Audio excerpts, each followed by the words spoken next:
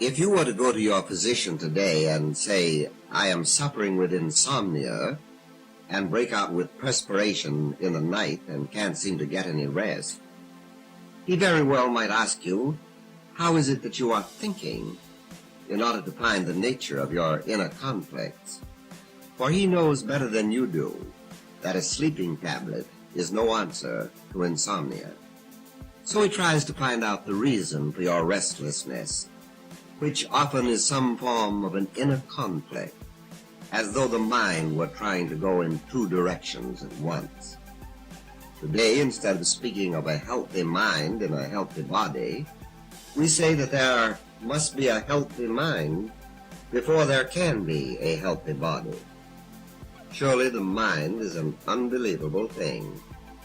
Investigations now have been carried on in some universities which show that the mind reaches out into the future and can, under certain circumstances, foretell what is going to happen, just as it can reach back into the past and remember what already has happened.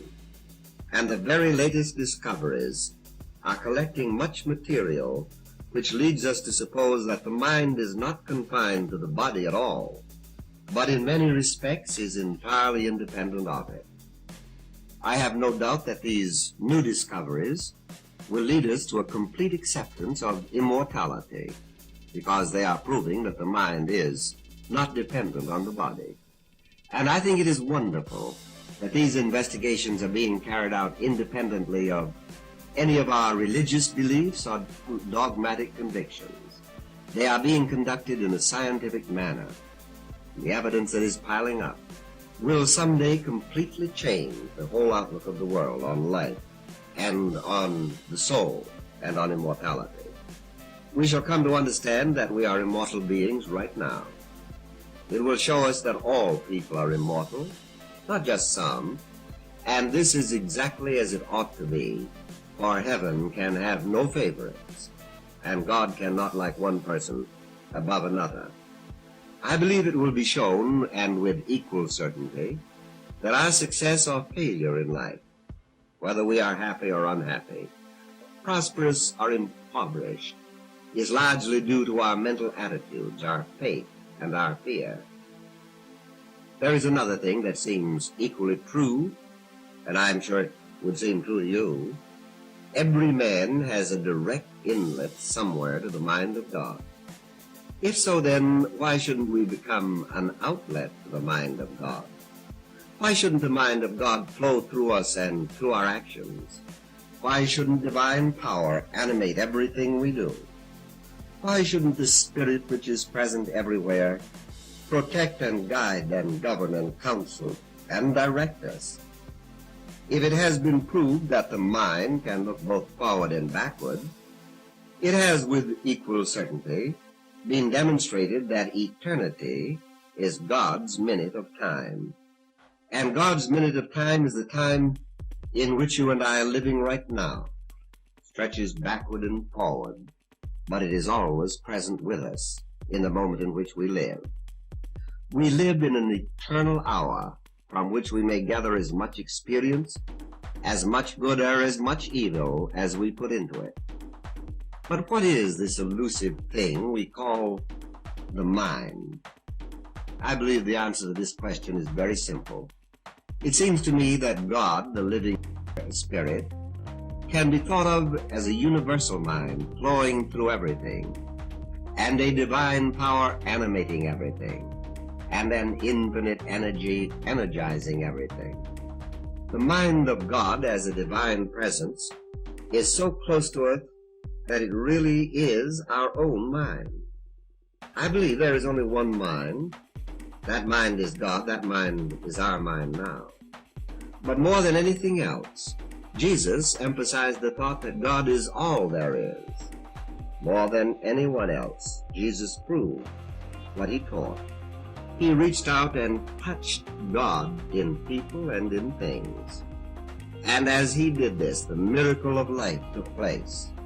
The sick were healed, the multitude was fed, and signs and wonders followed. Everyone thought he possessed a power which others do not have, or could not gain. But he did not say this. He told us that he didn't have any power which was withheld from others. He told us that he was using a power which we all have. And I have no doubt but that our own well-being and the salvation of the world depends on an ever-increasing number of people trying to find out what Jesus was talking about, coming to believe in his claims and learning to practice the few simple thoughts that he gave us. Now, nothing can hinder us but ourselves. We can have faith if we decide to have it. We can be lovable in kindness if we really want to. We can turn away from fear and doubt if we have the will to. Now, this will to believe no one can give to us but ourselves. For how can someone else give us what we already possess? The gift of life was made before ever we were born into this world. It came with us. It has been waiting through all our years of doubt and waiting on our acceptance. Let us take this out of the realm of mere theory or some beautiful sentiment that sounds good but really produces no results. We want to know with certainty that there is a place within us where we may dwell under the shadow of the Almighty. Let us then daily take time practicing to believe that we are an inlet to the mind of God, believing that there is a love coming direct from the heart of the universe itself, which can flow from us in every direction, blessing everything it reaches and touches, and believing that there is a certainty that can overcome every confusion and a faith that can destroy all fear. And we must understand that this power operates through, in, and upon our word, our prayer, our affirmations, our meditations, and in so doing acts as a law of good. It is something you can depend on with complete certainty. If then we are confronted with confusion, let's get quiet within ourselves and say, God is not confused, so why should I be? Let us say, I believe there is an infinite peace flowing through me, and I am letting this peace flow out into everything I do.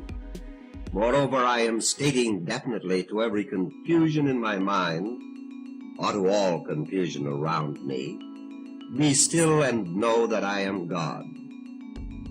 And let's know that when we say, be still and know, something is going to happen, something definite and positive and sure, because it will if we let it. And when we don't know just what to do, let's say, but the mind of God in me does know what to do. It not only knows what to do, it is flowing through me now, telling me what I ought to do. And it is not only telling me what I ought to do, it is impelling me to do it. When you say to yourself, something within me knows what to do and impels me to do it, you can turn to any thought that denies this and say, now you get out of here. You don't belong. Just run away and mind your own business. I will have nothing to do with you. If you do this, you will soon discover that your affirmative thoughts can rub out or erase the negative ones. They just won't be there anymore. Just do it. Gradually, a certain sense of sureness will come to you, a complete assurance. And with it, you will see signs following your belief, and they will be definite and positive. You will see conditions change with a change of your thought. And the time will come when you will no longer flounder around in doubt or despair, for you will have learned the great secret of all secrets, the secret of life itself. You are one with God right now. Through prayer and in meditation, we unify ourselves with the divine presence in everything and in everyone and through everything. And we come into a closer contact with that living spirit which is in all things and in all people. For there is but one final power and one final presence in all the universe.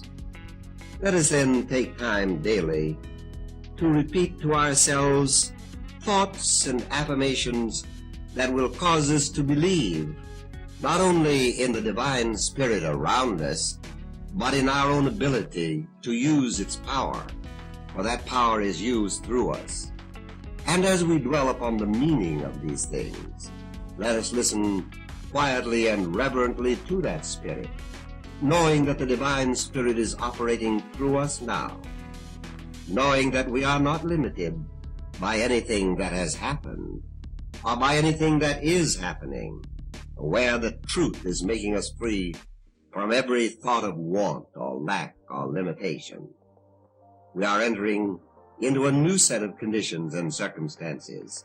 That which has no limit is flowing through our consciousness into action, and we are guided by the same intelligence and inspired by the same imagination that scatters the moonbeams across the waves and holds the forces of nature in its grasp. We have an inward, calm conviction of our oneness with God. We feel free from every sense of condemnation, either against ourselves or others. And we lose every sense of animosity and understand that there is a principle and a presence in everyone, gradually drawing all people into the kingdom of good. And we know that this kingdom is at hand, and we are resolved to enter this kingdom and possess it, and to let it possess us. Let us see if we cannot feel the presence of this love, this harmony, this joy, this friendship, this successful living. It is through quiet meditation and spiritual affirmation that we actually enter into conscious communion with the divine presence which already is around us and within us. And so our fields are already white unto the harvest. Let us enter into the privilege of communion with each other and with God in the joyful acceptance that the harvest of good from the power greater than we are belongs to us. And as we think about the meaning of these simple thoughts, let us say quietly to ourselves and with complete assurance, I gratefully acknowledge the divine bounty of life. I am thankful for the harvest of good which love has prepared for me. And as I gather the fruits of joy and happiness which nature presses into my hand, I gladly divide them with all others. I expect my experience to increase in goodness, in confidence, and in peace. And I keep myself in expectation of that good. And I pray that I may daily have the privilege and the opportunity of extending it to others. I desire to bless everyone I meet. To every situation I contact, I wish to bring joy and hope and happiness. And so I dedicate this, the garden of my soul, to the hope that is within me, and to the great longing that is in all people.